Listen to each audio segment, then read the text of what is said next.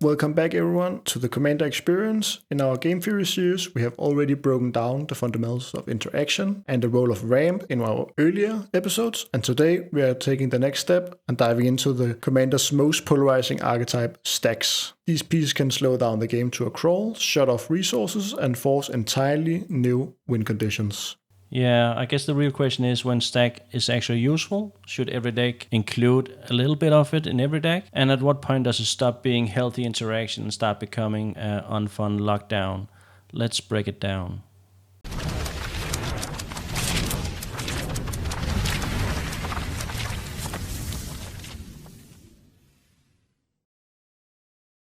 I guess the first question we should be answering, Jacob, is do you see stacks as a necessary evil that you just put into every deck? I think from my point of view, I include a light, and when I say light, I mean very light stack package to nearly all my decks. So here we're talking about basically if I play white with 99% chance play a Draneth, maybe nothing else. But yeah, basically the most powerful version of a card, just because I think it can skew the game. What about you? Yeah, the same, but I also think that's the easy answer, to be honest, because Draneth is just so pulverizing. It's kind of the poster child of stacks, in my opinion. I do think that it's the only stable regarding stacks. Maybe that's overdoing it a bit because there are certainly a lot of great stacks pieces out there, but I do think it's one of the cards you can just slam dunk into every white deck and be happy about it, because not only does it set back the commanders, it's also shutting down whole strategies in some cases. Even just value flashback or prosper decks that likes casting things from exile or stuff like that. I do think Draneth Magistrate is one of the most broken stacks pieces printed in newer times. But I do also think that is sort of the only case of me just putting in a stacks piece, and that is if I'm playing white.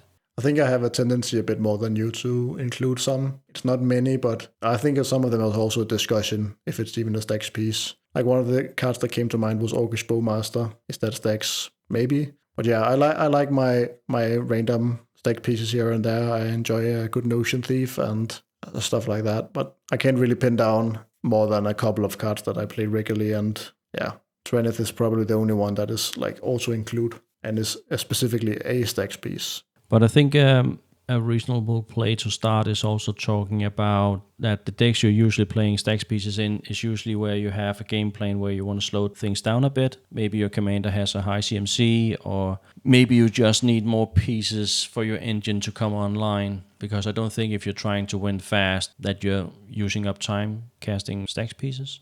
No, it's definitely one of those things where if I have a specific plan in mind or commander, whatever it is, and I try to goldfish it and I see it's a bit slow, I start thinking, okay, is there some pieces that I could put in to like dampen the game a bit and actually slow it down to a pace where the commander has a chance or the strategy has a chance to shine? I think there is less of that now since our power level has kind of risen over the couple of years here, because maybe it's not good enough, and that's one of the things we should maybe address. Is there a spot in our decks for having stacks, or should it just be a specific plane itself, or what do you think about that? My first real experience with stacks in our pod was when one of our players were starting playing Blood Moon. And I remember feeling that seemed really powerful and really unfun in some ways. I was playing my Muldrotha deck, I remember, running 3 colors, and I was only running 3 basic lands because I run Hermit Druid in that deck. So I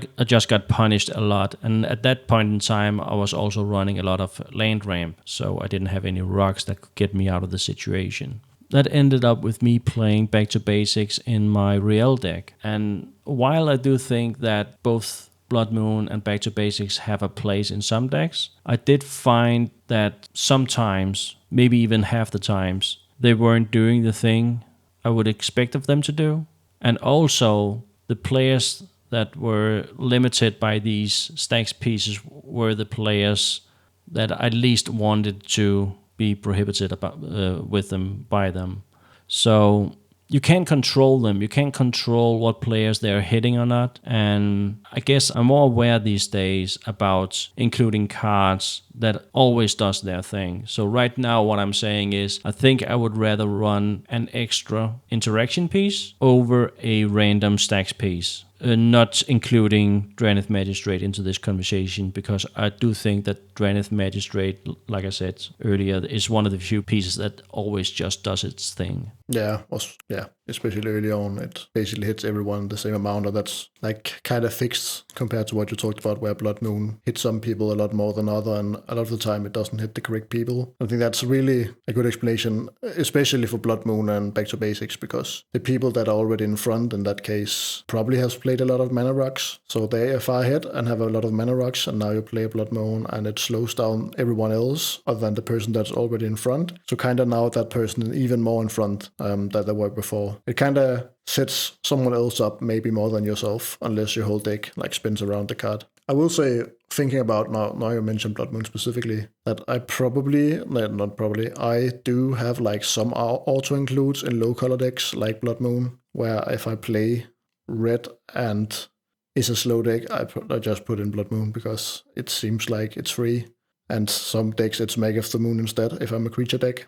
I will say that I'm a big fan of Scepter of Eternal Glory. So usually when I'm in two colors and I'm in red, I'm always considering Blood Moon, because I'm usually gonna want to add Scepter of Eternal Glory anyway, meaning I will have a lot of basics. But I do think one of the hardest parts of playing these pieces is, does the pilot also know how to use them? Because we've seen a lot of situations in our pod where people are running Stax pieces in their decks and they're just casting them without thinking. So now they're hurting the players the most, from which he's going to need help to take down the arch enemy, which is not affected by this Stax piece. A card that comes to mind that I misplayed myself a lot in the early days was Hall of Gemstone. I was running that in my mono green Galta deck, and I was just, hey, this is a slam dunk, because I will always be able to cast my spells and my opponents are not able to cast any of theirs. Most of the time they have to choose, and if they're running a multicolored commander, it's pretty much a Draneth Magistrate in mono green. But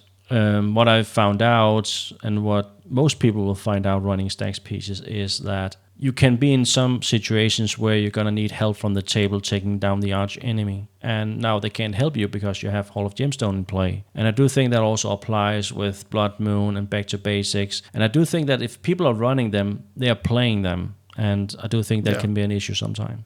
Yeah, I think that's a good thing to talk about as well, that we still need the help from other players as well. I think that's the same issue there is with cards like Defense Grid and City of Solitude, which basically limits people to not play on other people's turns. Like, they are great for yourself and they kind of stacks people when you want them to, but the problem is that as soon as you go to another person's turn, they also stack you and stacks the other players. So if someone goes for a win, which is more relevant now because our power level has risen, so people is trying to win here and now, not tomorrow, it's kind of shooting yourself in the foot. And I think that's one of the big issues with the Stax pieces. And even the ones that doesn't do the whole thing of stopping everyone has kind of the same issue. And we see this in our pod, at least I know from some of my Stax deck, where I have insert whatever Stax piece. Let's just take Oof as an example. I have Oof in play, and the player after me has a lot of mana rocks, but he's not winning. But he wants his mana unlocked, and I sit here and try and say to him, if you remove Oof on the person after you is literally gonna combo off and win. I know that you gain 10 mana, but if you don't win now, 10 mana doesn't help you.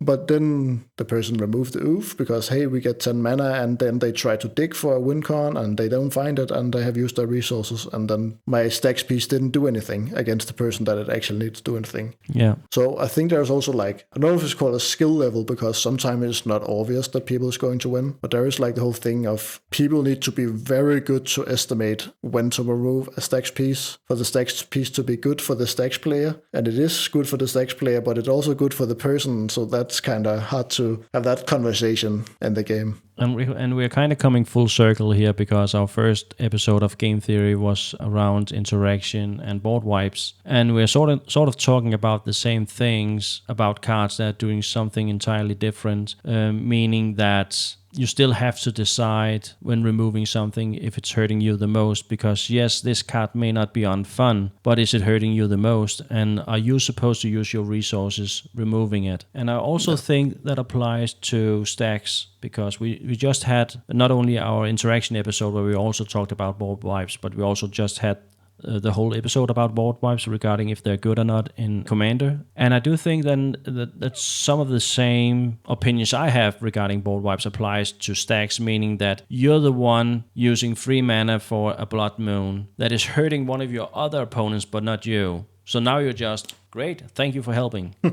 Yeah, exactly. That's such an awkward place. And that's why I took them out, because I had games where, hey, I have Back to Basics in hand, but if I'm playing this now, not only will it mean being my whole turn, it's a 3 mana do nothing of sorts, but also I'm closing down the player that I don't really want to be closing down right now. I'm going to need his help with player C over here or something like that. So you will, in some games, if you run these pieces, have situations where it's just a dead card in your deck. Kind of like Carpet of Flowers, where if there's no islands at the table or players playing blue, you will run into a situation where Carpet of Flowers is a dead card in your deck. Carpet of Flowers just has this crazy big upside that it's worth running. And I don't think Stax pieces have that. First of all, they're costing 3+ most of the time. Many of them are sorcery speed, and I just don't think our part, the power level we are playing at the moment, you just have the time to play Stax pieces. I also think that we see more and more basic lands in our pot, to be honest. Me, like I said, I like to play Scepter of Eternal Glory in my 2-colored decks, so I'm running a lot of basic lands due to that. Not because I think it's powerful to play basic lands, but I'm doing it because of Scepter. So there's also that, where, yeah, I have Back to Basics, but everyone has mana rocks or basic lands, and I just don't think they do enough to... I don't think you can defend running Blood Moon and Back to Basics anymore, and I'm not doing that at all, and I'm not gonna do that. I'd rather run one more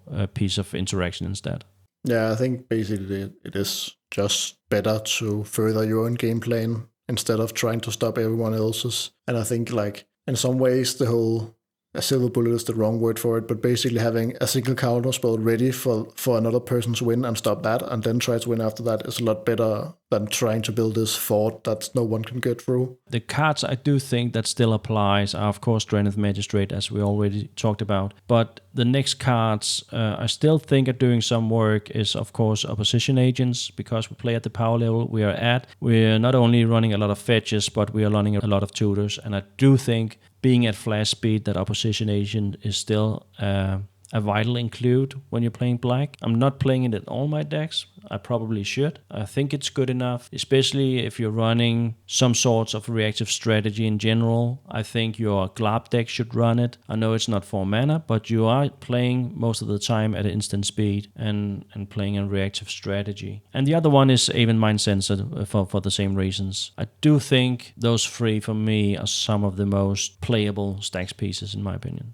Yeah. I don't play the 3 mana ones as much, and I think for me it's just a mana thing. It's not because the card isn't powerful enough, it's just, for me, too expensive. And 3 mana is real hard nowadays, I think, because basically 3 mana cards at this point, they're not winning the game, but they're basically getting you to winning the game, like Ristic Study and stuff like that. But I do think that Opposition Agent is probably the most powerful effect we have seen, also because that it kind of helps you with your plan, because you get to tutor their library, which can have something that helps you with the plan. So it negates the thing we talked about a bit by it's better for a card to like help your own plan, and this kind of does that as well as being a Stax piece. Yeah, and it also, early game, if you have a Soul Ring and a land out early game, just being able to have one of your opponent's fetch land fizzle and denying them the land is just so powerful. Yeah, it definitely does sometimes just make a game 1v1 or one person is out of the game from the start. I think there is some like exceptions to this. So basically, there is decks where a Stax piece is so powerful that it is maybe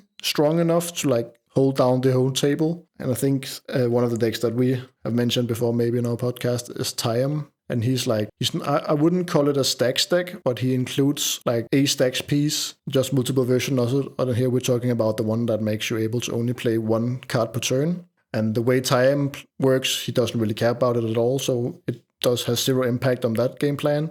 And I think this Stax piece, or this this Stax effect is so powerful that it is able to like keep the whole table in check for some time and buy the time, and that's one of the decks where I think it's good enough to run some sort of Stax. And I think that's where Stax shines. Like if there is some way to not only use it as a Stax piece, but also use it as the win con in some way. I do think that Time is one of the commanders in our part that really shines using these pieces, because not only can you stop your opponents, but it's also recurring stacks, meaning that you can bring them back to life using Time's ability. So people removing Draenith Magistrate or even Mind Sense or Collector Oath means that you're probably just going to bring them back. So it's recurable stacks, which makes it so much more powerful. And also it's intertwined with your whole game plan regarding just using Time's ability over and over again. And it is a very slow engine, so you kind of need the time. So I do think that this is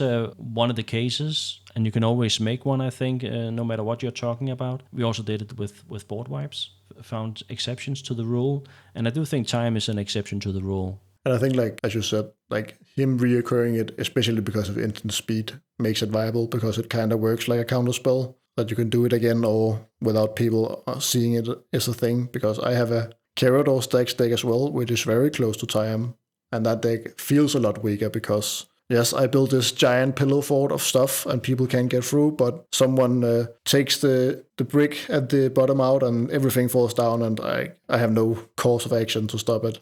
Let's move on to Card of the Episodes, a segment we have in our podcast where we talk about a card that is on our mind. And for this episode, a card that is on theme we would like to talk about is Disruptive Flute. And Jacob, you were actually the one recommending this card to me when I was talking about in our chat that I was getting tired of your Thrasios. So how do we stop Thrasios? He's only costing 2 mana and he's really annoying, and you're winning a lot of game with Thrasios. And you said, why don't you just play Disruptive Flute? And I did. And I think it's a real good card. I have to be honest about this. I've actually removed Disruptive Flute from all of my decks. I was trying it out in 5 different decks. And I'm kind of getting back to what we already talked about, meaning that sometimes you don't want to use your mana on casting a Stax Pete that is also helping out your other opponents, and you're using the mana for it and you're using a card slot for it.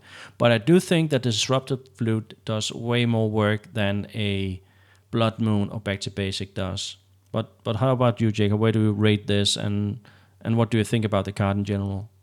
Yeah, just to preface as well, I don't really play it in deck, but I think I have a love for Pithing Needle, and I think this is just a better Pithing Needle, and it's very close with Flash and being an artifact and all this. And I think there is some decks that is an artifact deck and don't really care about having this one card in there, and hey, then there is another upside. And I think like we're in our pod where we have a specific play group, it has some more merit because you know what you're up against and can kind of metagame a bit, which I find fun as well. So I think it's so close to being playable. In our part alone, like I said, I was looking for a tool to stop Thrasios, but this also pretty much stop your Time deck, and there's a lot of other commanders in our part where not only do your commander now cost 2 more, which is devastating when you have a 2 CMC commander, but it also totally turns off your main engine or deck plan that you have. I think you can always find a case for this card if you're willing to use the mana. I had it in Emery. That was the latest deck I had it in, and I took it out simply for better cards. Most of the time, and I know that you agree with this because that's just your play style, most of the time I want to focus on winning more than stopping my opponents. And I do think that a Punkify will do most of the work that a Disruptive Flute also does. So yeah, I think one of the upside, as you mentioned real quick, is that it always have a target because we are playing commander, so you can just mention a commander even though it doesn't have an ability. And it is pretty nasty for the person on the other end. I will say that where Disruptive Flute really hurts is not everyone is running artifact removal. So having a Disruptive Flute that turns off Thrasios' ability, even if you do pay the 4 mana, getting Thrasios out, it still does nothing. I do think you can get into situations where you just close down a whole game plan for just 2 mana. I think it's worth a mention, and I do think it's better than the average Stax piece that is not considered in decks. So maybe try it out. But let's get back to the episode at hand. And we talked about time, but I also know, speaking of your Freshers deck, that goes in a total different direction where you are not running any stacks at all. So you're running Vile Smash and Freshers. So you have access to everything but white, of course, which is the Stax color. But there are still cards like Opposition Agent and other stuff that you could be running. So why did you make this decision in this deck if, as you say, always trying to include just a little package of stacks? Yeah, I think there's like it's called a subsection of decks not in our play group, general in Commander, and we all have some of those decks, I think, is that it is, my first deck is not a Storm deck, but it's kind of built in the same way where it's like the whole deck is one big engine and you don't want to miss a step, so one card leads to the next, and you don't really have space in the deck for drawing quote-unquote dead card. You need the next card you draw to actually give you mana or draw a new card or further the plan, because maybe it's because, and at least that is for my Thrasher's Vile Smasher deck, the card quality is maybe not as high, and to make up for that, I have a high amount of synergy, and I need to every card lead to the next step of the plan, and so it feels a bit like a Storm deck without storming out, where you want to have this smooth transition through the whole game, and you don't really have time to even use one mana that is not furthering that plan, because you will be behind some of the deck that just finds a realistic study and gets so much value out of that. I think you're right when you say that you don't want to play any cards that are sort of throwing you off balance regarding what your deck really want to do. But I think you would also agree with me when I say that Freshers is still one of your deck that is still not the fastest. It is a quite slow game plan. You need a lot of pieces to make it work. So it kind of contradicts the whole thing about playing stacks when you want to prolong the game a little bit. It definitely does, and I think it's kind of unique to that game plan, which I will dub the Simic game plan, where you kind of don't have to interact. You can, because some Simic decks does, but it's this thing where you're building up resources, and most of the resources are hard to remove, so i.e. we're talking about lands here, and you're just building and building and building, and you're pressuring everyone else in the game to win now, or you'll basically be buried in my value. So instead of trying to slow everyone else down, you're basically just setting a clock on the game and saying, hey, on turn 5 or whatever, 6, 7, I will win no matter whatever you're doing. I will just win the game. So you better win before me. And that's kind of how that deck works. And yeah, a lot of Simic deck does that. I also think that one of the reasons is that every mana you're not using on Freshier's ability is mana that you're not using on Freshier's ability. So, and that's really where you want to spend the mana for that deck to be working. Yeah. Anyway, I think that was all we had to say about stacks. If you have any experience with stacks pieces you think are working well, please let us know about it in the comments, and maybe some stories you want to share. You can also share them on our Discord server. You can find the link in the episode description. Thank you for tuning in, and see you in the next episode. Thank you for tuning in, everybody. And is Orcish Bowmaster a Stax piece? Let's see it in the comments.